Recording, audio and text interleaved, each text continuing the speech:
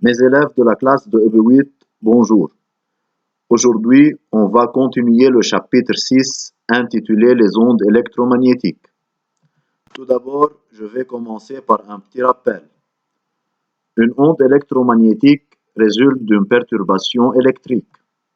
Une onde électromagnétique se caractérise par une fréquence f exprimée en Hertz, une période t exprimée en secondes et une longueur d'onde lambda exprimée en mètres dans le système international. Une onde électromagnétique est capable de se propager dans le vide et dans l'air avec une vitesse est égale 3 fois 10 exposant 8 mètres par seconde ou 300 000 km par seconde. Le spectre des ondes électromagnétiques comporte les ondes radio et télévision, les micro-ondes, le rayonnement infrarouge, la lumière visible, le rayonnement ultraviolet, les rayons X et les rayons gamma. On remarque que la lumière visible constitue une partie très large de ce spectre et elle est formée de plusieurs couleurs. Par définition, les couleurs qui forment la lumière visible sont appelées le spectre de la lumière visible.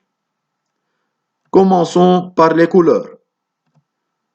La lumière émise par le soleil ou par une lampe est appelée lumière blanche et en réalité, elle est composée de toutes les couleurs du spectre visible ayant la fréquence comprise entre 3,75 fois 10 exposant 14 Hz et 7,5 fois 10 exposant 14 Hz.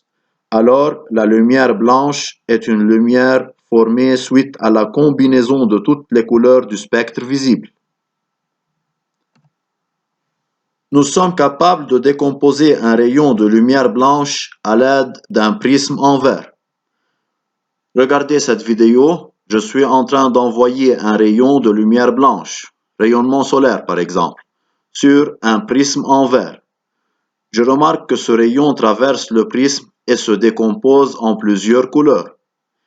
Ces couleurs constituent la lumière blanche. Alors, la lumière blanche subit la dispersion et elle est formée de toutes les couleurs du spectre visible.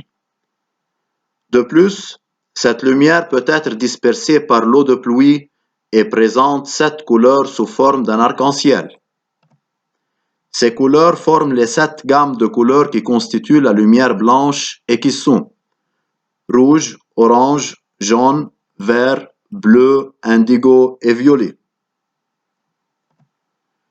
Quelle est la différence entre lumière polychromatique et lumière monochromatique? Lumière polychromatique, par définition, c'est une lumière formée de plusieurs couleurs ou bien de plusieurs fréquences, car chaque couleur possède une fréquence propre à elle-même, comme la lumière blanche. Cette lumière peut être dispersée à l'aide d'un prisme.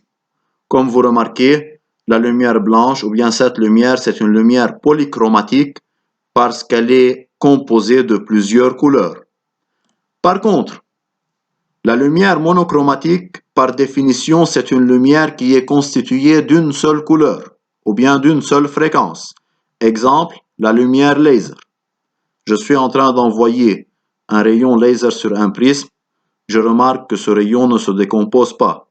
Alors, cette lumière, c'est une lumière monochromatique car elle est constituée d'une seule couleur. Alors, la lumière monochromatique ne se décompose pas. Les couleurs primaires. Les 3 couleurs primaires sont rouge, bleu et vert. Toutes les autres couleurs sont formées suite à la superposition des couleurs primaires. Voyons par exemple, ce sont les 3 couleurs primaires, rouge, bleu et vert. La superposition des 3 couleurs donne la lumière blanche. La superposition des couleurs rouge et bleu donne la lumière magenta. La superposition des couleurs rouge et vert donne la couleur jaune. La superposition des couleurs bleu et vert donne la couleur cyan. Remarque, la superposition des couleurs rouge, bleu et vert qui sont des couleurs primaires donne la lumière blanche. Les filtres de lumière. Par définition, un filtre de lumière ne laisse passer que la lumière ayant sa propre couleur.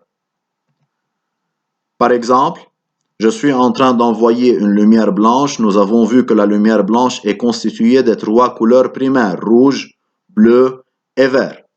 Je place devant cette lumière un filtre de couleur rouge. Par définition, le filtre ne laisse passer que la lumière ayant sa propre couleur. Alors le filtre rouge arrête les lumières bleues et vertes et laisse passer la lumière rouge. Un second exemple, je suis en train de placer un filtre magenta devant un rayon de lumière blanche. Par définition, ou bien d'après la définition, le filtre magenta laisse passer la couleur magenta seulement. Alors, il va arrêter la couleur verte et laisse passer la lumière magenta qui est constituée d'après le paragraphe précédent des deux couleurs rouge et bleu. Merci pour votre attention et à bientôt.